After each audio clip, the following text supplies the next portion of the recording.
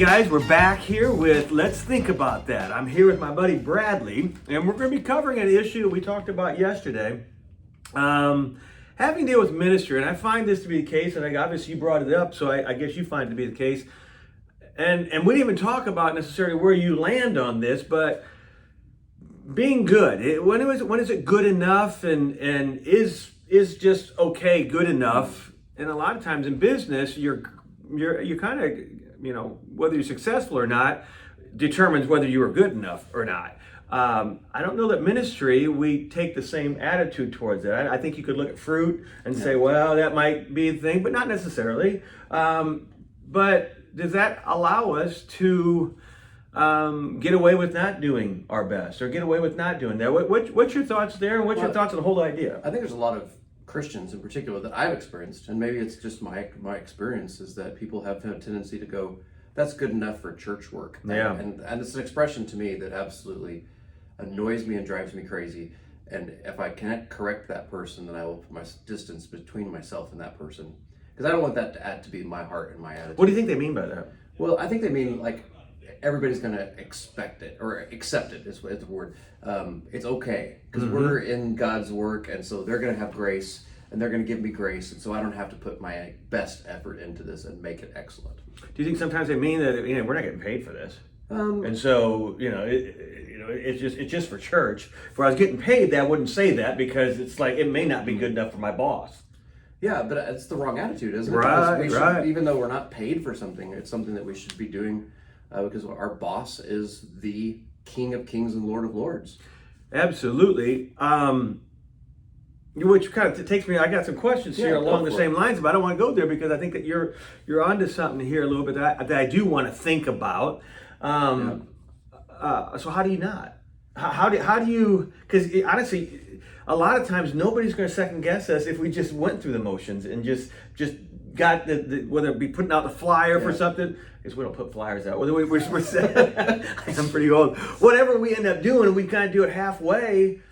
You generally don't get called off on that because I think it's just a general attitude of it's ministry, and God knows our heart, and so everything is going to be okay. And I'm a follower of Christ, so I'm going to give you grace, and you're going to give me grace, and we're just not going to call each other out on little things. It's our little thing that way. As long as you don't call me out, I'm not going to call you out. Right. Let me ask you, do you have anybody in your life that is able to call you out for something like that? Absolutely. Okay. Yeah, but you have to invite those people in.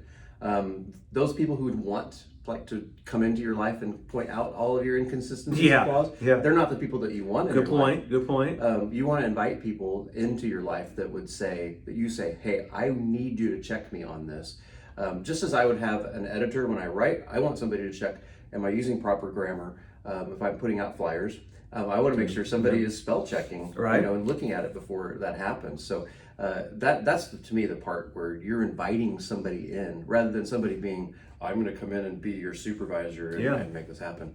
But you're in that same place where you've invited people into your life, and I've invited people into my life, and that's the kind of people I want to be around, is the people who aren't afraid to have somebody look into their life and go, you know what, you need to correct that. Yeah. Or maybe you're not doing that with your whole heart. You're better than that. Absolutely. Yeah. And it's not about criticism, it's about calling out to reach their potential. Yeah, I think that's it. And it's so funny that in the workplace, you don't have to call them in. You have structures built up to do just that. Right. But in ministry, they're not that critical. We get in the church world, and you've experienced this as well. We get benevolence and stewardship messed up. Yeah. Okay, so benevolence is, I love you, and regardless of what you do, I'm going to help you and make sure that you have food on your table. Yes. But that's not stewardship. No. Stewardship is, I'm using the Lord's resources, and I'm going to get the absolute maximum value out of every dollar that we spend. So maybe you are in need of food, but I'm not in need of you getting a paycheck. Right. And And in the workplace, it naturally just works itself It works out. itself out. It's like, hey, sorry about your luck, but you're fired. And you need to find something you're good at because this ain't it. But in the church place, you can't say that. No, you can't fire anybody. No. What we do is put them middle management. We put them over into this executive whatever type thing, and then you just do that till you die. I heard a pastor one time say that when he was tired of a staff member or they weren't, he put them in Egypt. Yeah. And basically, he just like put them as far away as possible without any responsibilities and hoped that he would quit. Yeah, I got all kinds of positions I'm thinking about right now, but I don't want to insult anybody by saying them. So the point is that's wrong. It's absolutely wrong. Look, I was going to share with you let's do it. Colossians chapter 3, right? Colossians chapter 3, verse 17. And of course, it's not coming up, but the... Because you didn't do a very good job preparing. I didn't, right? But it was good enough for my podcast, of course. Of course, it's good enough for this. Whatever you do in word or deed, do all in the name of the Lord Jesus, giving thanks to God through for the Father through Him. And I think we use that. That's on coffee cups. We quote that all the time. Do everything with excellence. But the part about it, the end of it, is we often don't quote is that it in itself is giving thanks to God. So God gave us an excellent gift and an excellent Savior, right? Wow. And so as we perform with excellence and we do the absolute best we can, we are in turn giving thanks back to God for His gift that Paul says in 2 Corinthians chapter 9 is an indescribable gift.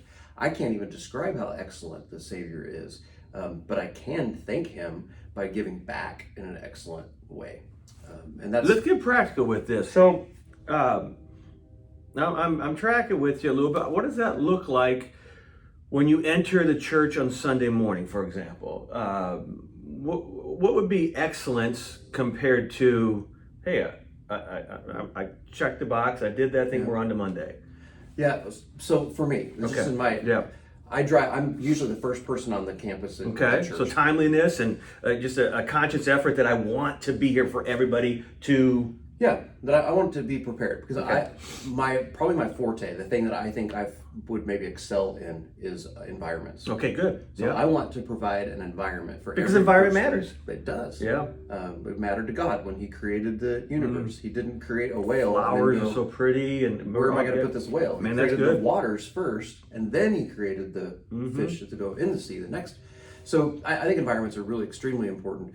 And so when I drive up on the parking lot, my very first thing that I see is the wind blows in Amarillo all the time. So I know that there is going to be a box, there's going to be a bottle, there's going to be a to-go container somewhere in the parking lot. Right? So I'm looking at it and I pick it up. And it's not just going to disappear or somebody else is going to get it. Right. I mean, you would take it on your responsibility as the pastor of the church to make sure, hey, if somebody didn't get it, then what? So that's, to me, that's the first level of excellence. I am going to come, I drive a pickup truck that has a few little hail dents, not like yours. Good point.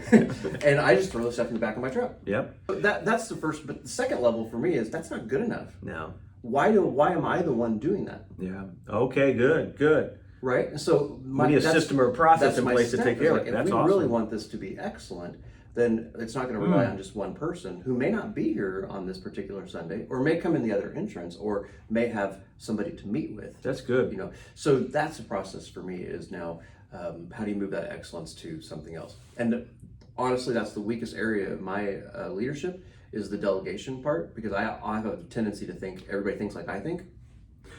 Yeah, I think that's good. I think there's a thing that we talked about before that you could do it better than everybody else. I mean, in your mind, and probably you can. It's just quicker. You can get it done. If you pick this thing up once, it's no big deal. You'll always be coming anyway on Sunday, so you might as well do that. Right. But that's not the point. Right. The point is you're supposed to be leading leaders. Yeah. And it, even if it takes a little bit extra time to find somebody, qualify somebody, reinforce that, maybe set up a system to even if that takes a lot of time to do that, or you just pick it up yourself. Right.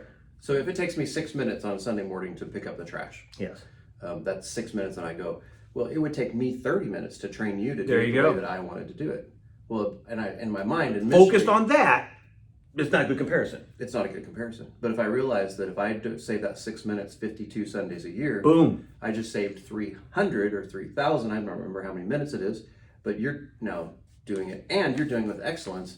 And you're using your skills and talents to thank God for. And then as you lead people, that act of training is what you're actually here to do. Right. And it's not necessarily picking up trash. It's not. But you're not avoiding picking up trash, but you're not avoiding leading somebody else to see the need to do that. That's huge, dude. And I think a lot of young people out there see pastoring as I'm the leader, I'm this thing, and they don't realize that it's in the little things that the leadership stuff happens that builds the culture. Everyone talks about culture and stuff. Right. Well, how do you get the culture? Well, first of all, you see the trash. Yeah. Secondly, you pick up the trash. Thirdly, you make sure there's something in place that you ain't got to pick up trash anymore. That's awesome. Seeing, right? That's awesome. But I think when you look at an event, you go to an event. Let's say a wedding. Right. You can tell the difference between a wedding that has been properly planned and a wedding that is like flying by the seat of its pants, right? Yeah. Have you ever been to a funeral? More organic. Right. Yeah. A funeral that's performed well, and a funeral that's like, hey, Joe, could you come up and say something nice? Yeah. Those types of things. Like, there's a difference there. And wow. you remember those things. Yeah. And somebody in the audience feels those types of things, whether they understand what it is. Right. They felt that. They felt it. The experience. They walked away and they said, that was one of the best funerals I've ever been to. They don't even know what to say. They say, well, the guy, had a good suit. Right. But it wasn't that. No, it wasn't that at all. That's it was good. The environment. It was the preparation. It was the giving out, the exuding confidence that you can trust that we are, doing what we're going to be doing. That's good. Question for you here. Yeah. I know this is a youth pastor, this is a church planning thing that we're doing right now. And I just got thought of, when you're a church planner and you go into a new area, and how good does good have to be before you start? Yeah. Because I think that's the thing, because sometimes what good might be for you, been in ministry in Amarillo for a long time with facilities and resources and different people in different places and members coming, and your standards are going to have to be at a certain level to be good. Right. But when you walk into the church planner and you got your family and him, your level of good may not is there. So do you start, or you just wait till you get a bigger group to start? No, I think you start. And I think what you do is you start with the intention that I'm going to get better each week. Okay. And just like the trash example that I just gave, it would not be excellent if I 2 years later was still picking up trash every Sunday morning. No. And not because. But right now, that is excellent. That is excellence. That's good. But excellence has to grow. That I think is the Christian life, is that we are to grow more and more like Christ. And Christ was certainly, not only was he an excellent sacrifice, an excellent gift, but think perfect Lamb of God. Perfect. But think about the things that he did. Mm-hmm. What do we see? The miracle when Jesus turned the water into wine at the wedding at Cana. The wedding feast had been going on for days. We're getting down to the end, and they're running out of wine. And Jesus, they compel him, and Jesus says, "It's not my time, but I'm going to do this." And he makes wine out of water. The best. Was it the best? That's what they said. That's what they said. Yeah. They said nobody ever does this. Everybody's always stumbling drunk. Mm-hmm. They don't care how good the wine is. Isn't that? I mean, that's the example that Jesus gave. I get you. He looked around. He could have. Oh, that's good enough. They said that in the Bible for a reason. I mean, they wrote that part down like that. So it obviously meant something to him. It absolutely. No, I think it. So I would say to every church planner, or every youth pastor, or every pastor, or every person, do the absolute best that God has given to you to do. Put the time and the preparation into it. Start at some point. You got to start. Yeah. Because I think excellence and perfection. That's what we should talk about. Is the difference between excellence and perfection, right? Is a growth track for us. That if I'm stuck in the same spot for 6-12 months, there's a reason. Mm-hmm. I've probably got to the spot where that's good enough. Yeah. And I would say to a church planner is start. God's going to send you the people that He's going to send you, and then when you do your good stewardship with what they have, what He sent you, then you can take the next step. Yeah, I think it's a lot of times when people don't branch out into things, and maybe the Lord's leading them, or they just really see a need and they really want to meet that need, but this lie in the back of their head that, well, I could never do that. And what they're really saying is, I couldn't do it to the way I've seen it done well. Mm. And because I don't see that, the fear of not doing as well as that stops somebody from starting down that road. But what we don't understand is everyone starts someplace. They start. Yeah. And so when we start with what you have, then you start, your eyes are getting open. God brings things into your life to help you get better. You have more knowledge to help, and things happen. But if you don't take that first step, as bad as it could be, you never get better. I mean, how many times have we put a new preacher boy up on stage? And I got a guy in mind right now. I put him up there, and I was all ready. We're a big group, and I put up there, and he was literally done in like 3 minutes. And you know, I don't preach a long time, but I was expecting a little bit more in 3 minutes. Yeah. So I had to jump up there and say that. But right now, he does an amazing job. Yeah. But he started with 3 minutes. And had he not done that first one, he would never be to where he's at right now. So I heard a comedian, I don't even know what comedian it was, it said that the best It thing, probably wasn't very good. Probably Chappelle or something. Yeah. the Go ahead. best thing a comedian can do is bomb. Yeah. Yeah. And you know what it does? Learn from it. For every single person is it makes you tuck your tail and realize I'm not as good as I thought that I was. Maybe I need to trust God a little bit more. Yeah. And turn back to my calling, go back to the skills that God has given to me, and it makes you better. Yeah, So that's good. You shouldn't be afraid of failure ever. I think you should look for opportunities to fail. And, Yeah, you should not start to do something based on having a failure that way, for sure. To fear failure, yeah, Yep, you yep. absolutely can. Yeah, that's good. What do you do? What are some hacks in your, you know, marriage and your business, your church, and what are some hacks that you do to get better? That will kind of force you. What systems and processes do you have? Like, I mean, obviously, if it's good for your church environment, it'd be good for your family. It'd be good for your whatever your hand finds to do that way. What are some hacks you've learned for yourself that might help somebody get started? I don't know if it's a hack so much, but I said something at a wedding one time that I was doing, and I talked about the rings that we give to one another. Yep. And we don't go to Walgreens, put 25 cents in the little machine, turn it, and hope we get one of those plastic rings to give to our. No. Right? What do? We go out and we shop for the best that we can buy, the greatest materials that we can, the finest gems, gold, the artistry, right? And that's what we give. And it's a symbol of our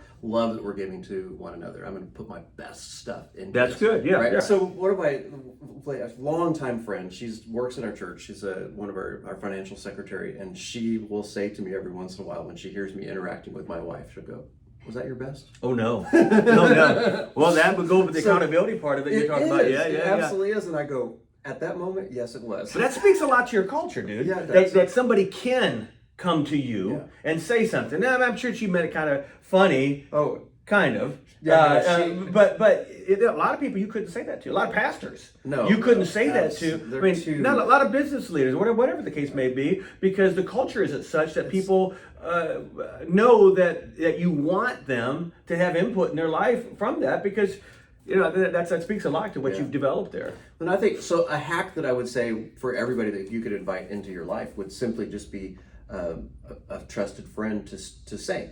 How do you develop that though?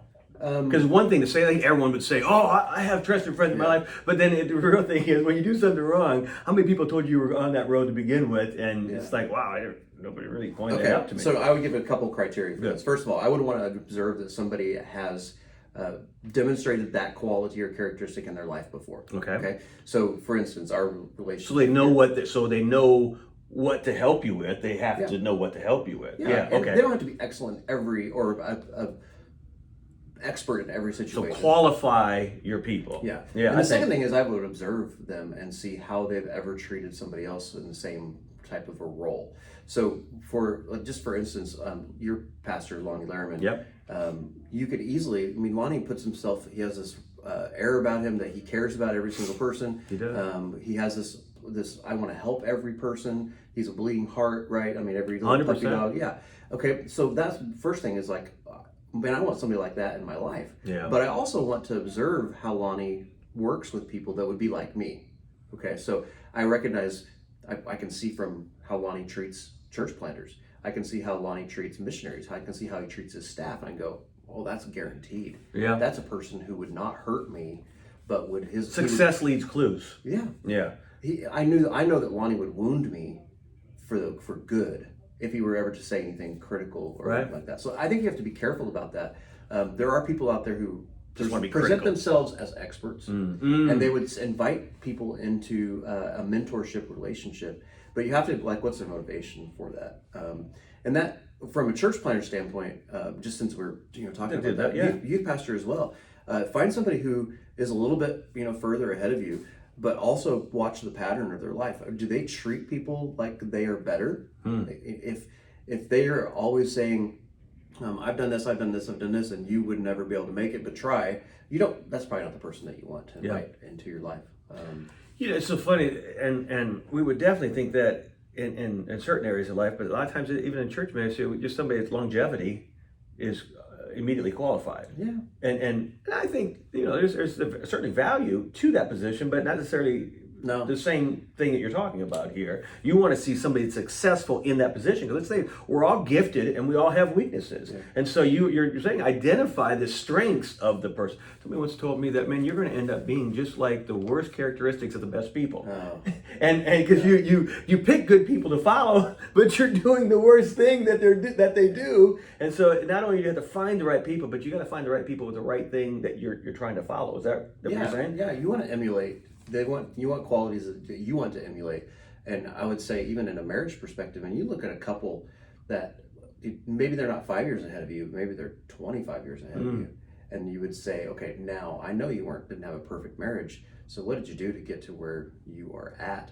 Longevity is important. 100%. But longevity with growth. Longevity doesn't necessarily mean somebody could do something over and over again wrong. Absolutely. And still keep doing it. They could have had an amazing event in their past or a period of time. Yeah, they're riding on still. That they're riding on. Yeah, I could definitely see that. Well, that's a good help. Let me a couple more things here. We got plenty of time here. Where do you cut corners? It's a little personal here. We all have those areas that I thrive here. I thrive here. Where do you find you have the most weaknesses?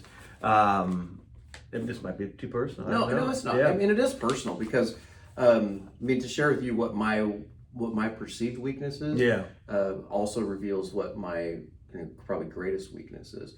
And my perceived weakness that I think everybody else would see around me is the delegation thing that I just said. I don't. You mentioned that. Yeah. I have a very difficult time. Not expecting people to do the same standard that I have. And so I feel like if I communicate that level of standard to them, that I'm set the mark, that I'm belittling them. That's my default mindset. How do you get past that? Ask them questions. Okay. Do you understand what I'm asking? Do you find yourself having more difficulty with setting a clear goal? Or is it picking the wrong people for that goal? I would say, coming back to it, I realize it is, I didn't set the actual clear expectations up front. Yeah. And the reason for that, I tell myself, whether that's right or not, I assume that they have the same level of excellence that I do. I think that's what happens a lot of times in leadership that way. You just assume we're all on the same page, so you don't have to tell them exact. Right. You just told them what to do. And they're not on the same page as you mentally. That's funny. Yeah. There's something up here in my head that I did not communicate. Yeah. And so I'm always very careful about that now. And I have a coach in my life that's coaching me through delegation and awesome. Showing me some of these examples. Like, first of all, we do it in front of them. That's good. Yeah. And then we ask them to do it in front of us. Okay. And then we let them lead without us. And then we come back and have that conversation. But it does start with that culture of we're going to help each other rather than just, I'm going to climb my mountain, you're going to climb your mountain, and we'll wave at each other. And then if you don't do it right, I'm going to come down on you. Yeah. Yeah, and then that's generally how management styles a lot of times will work. And going back to good enough, that's not a good way of managing people. It's not. You either blow people out and just blame, he was a bad person because of this, and you can always find a reason to have a bad employee and get rid of him. But at the same time, could they have been a good employee? You obviously spent a lot of time to get them. You spent a lot of time working with them, and now because of your weakness, you get rid of them to start the whole process over again. And you may have ruined let alone. Yeah, somebody that God loves and saved, it's in ministry. I could definitely see that being an issue. So I'm glad you take what I like the most about what you said there is that my coach, you've been doing this for a while and you're still looking for a coach. Yeah, absolutely. That's good. Yeah, but I don't want to coast into retirement. And that, like you said, longevity, it can be a crutch where people go, oh, he's been in it such a long time, he's probably a great guy. But what's his pattern? You want to see what his pattern is. Has he left a wake of bodies behind him? Yeah. Like you're talking about, maybe he's not a great manager because he's not developing any of the people underneath him.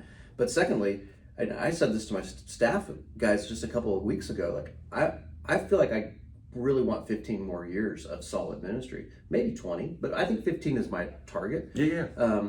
And I could really probably coast. Yeah. If I didn't screw up morally, if I didn't screw up stealing money, the big ones, I think I could pastor my church and no one would raise a red flag. Probably would.